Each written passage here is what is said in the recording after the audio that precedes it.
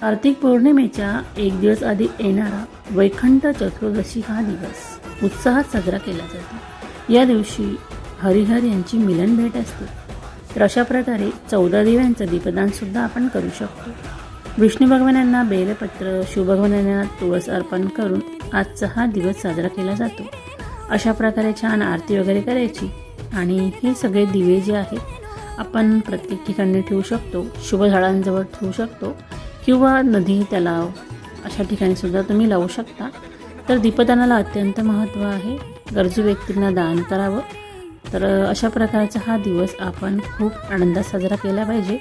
विष्णू सहस्रनामाचं पठण करावं किंवा तुम्ही यामध्ये माता लक्ष्मी, विष्णू भगवान, शिव भगवान यांचे स्तोत्र, मंत्र सर्व काही आपण दिवसभरामध्ये ह्या सर्व काही गोष्टी कराव्यात। त्यानंतर रात्रीच्या प्रहरामध्ये आपल्याला ही पूजा करायची आहे आणि अशा प्रकारे दिव्यांचं